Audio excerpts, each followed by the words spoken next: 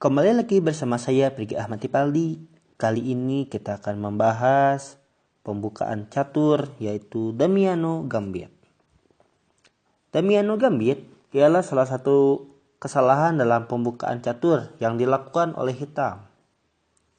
Jadi di sini hitam melakukan suatu blunder yang tidak kerasa atau blunder yang kadang orang-orang tidak mengetahui bahwa itu ialah suatu blunder. Ya, apakah blundernya? Bagaimana blundernya dapat terjadi? Kita akan langsung membahasnya. Pertama-tama di sini kita akan menggerakkan pion menuju E4 dan hitam akan membalasnya dengan E5. Di sini kita akan melanjutkan dengan kuda F3 berniat untuk mengancam pion yang berada di E5 seperti biasa. Lalu di sini hitam melindunginya dengan pion F6. Iya. Inilah posisi awal dari Damiano Gambit. Di sini kita akan memastikan kemenangan kita secara langsung. Bagaimana caranya? Kita akan memakan pion yang berada di E5. Wah, itu kuda bahaya. Dimakan oleh pion di F6 dong. Oh tidak. Kuda di E5 ternyata aman. Mengapa? Karena di sini hitam tidak dapat memakan pion. Tidak dapat memakan kuda di E5. Karena apabila hitam memakan kuda di E5, maka kita akan menyusun jebakan kita yang sangat mantap. Ya, anggap saja di sini hitam bego atau bodoh dan memakan pion yang berada di E5.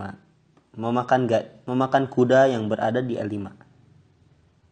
Kita akan bermanuver dan kita akan menggerakkan menteri kita menuju H5.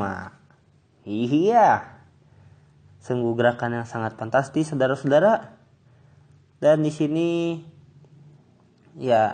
hitam hanya memiliki 2 langkah. Yang pertama ialah melindungi ancaman dengan menggerakkan pion menuju G6.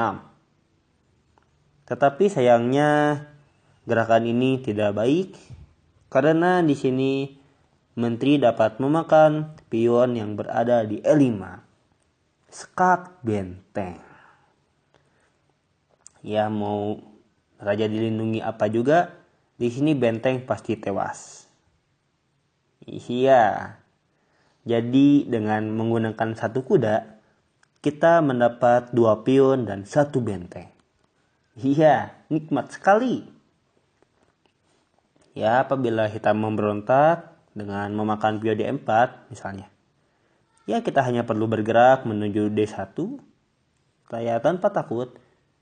Dan pasti hitam di sini akan kembali lagi menuju E6 karena kuda di G8 sedang terancam.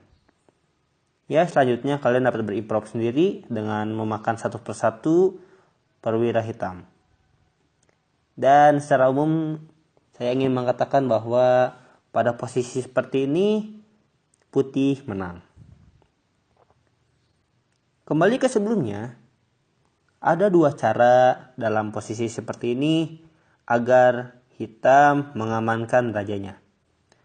Cara pertama sudah kita jelaskan sebelumnya, dan cara kedua ialah dengan menggerakkan rajanya secara langsung. Satu-satunya petak yang dapat dikunjungi oleh raja ialah Raja E7. Raja E7. Ya, di sini kita dapat melanjutkan mengeskak raja dengan menteri E5. Dan raja pasti akan bergerak menuju F7. Ya, soalnya tidak ada petak lagi yang dapat dikunjungi oleh raja selain F7. Kita akan melanjutkan skak dengan gajah C4. Raja harus kabur menuju G6. Dan kita akan melanjutkan skak dengan menteri F5. Ya, raja di sini harus kabur lagi menuju H6. Dan kita akan menggerakkan pion D kita menuju D4. Idenya ialah di scalper attack gajah gelap kita yang berada di C1. Jadi dengan menggerakkan pion di D4 kita menciptakan sebuah skak. Hebat bukan? Ya, intinya di sini hitam harus dilindungi dengan pion G5.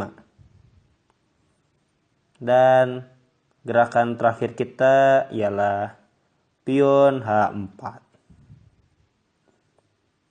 Ya, di sini kita sudah memastikan kemenangan kita.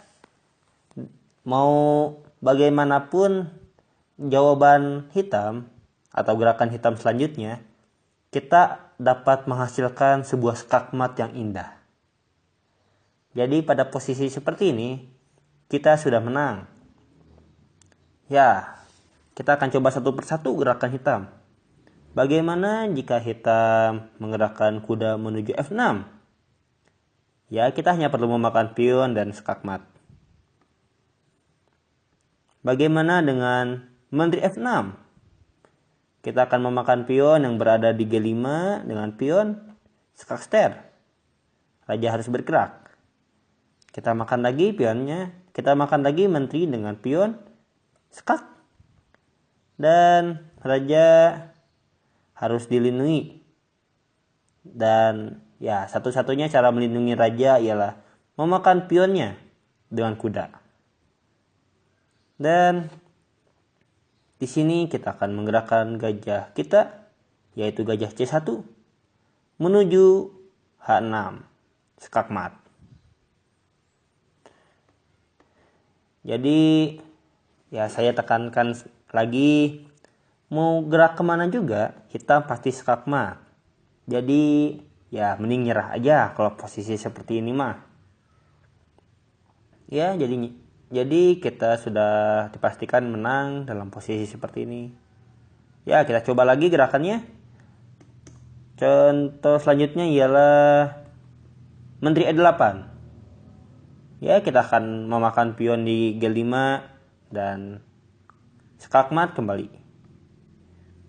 Bagaimana dengan kuda C6?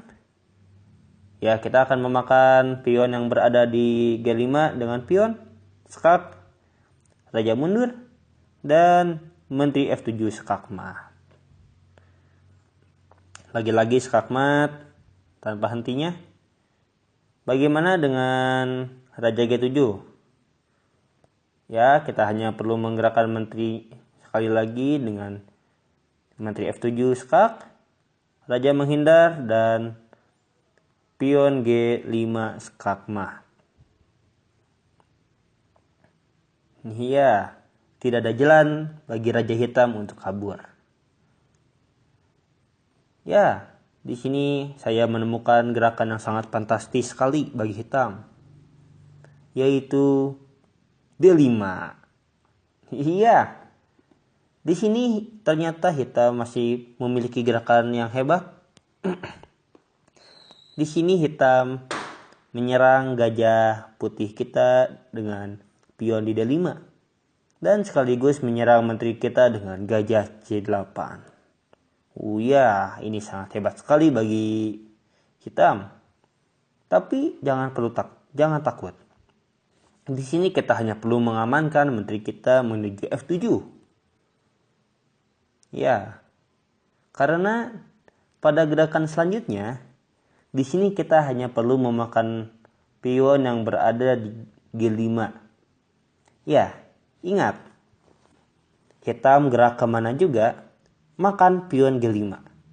Pasti hasilnya skakmat. Contoh, kuda F6. Makan skakmat. Lalu gajah gerak misalnya ke sini. Makan skakmat. Gak bagus. Menteri gerak ke sini. Makan saja skakmat. Ya, kemana lagi misalnya? Ke sini. Gajah ke E6. Makan skakmat.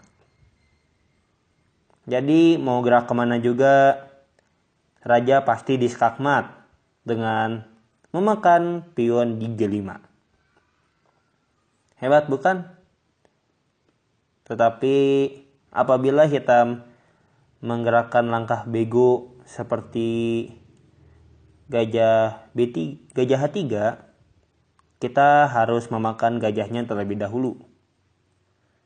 Atau jika gajah B4 skak, kita harus melindungi raja kita terlebih dahulu. Ya, makan, mau gerak kemana? Sini misalnya, set, kita makan, set. Dan gerak kemana juga pasti skak mat. Hebat. Ya, jadi itulah Damiano Gambit. Ya, mudah-mudahan ini bermanfaat. Terima kasih atas perhatiannya. Mohon maaf bila ada kesalahan. Subscribe-nya dan sampai jumpa.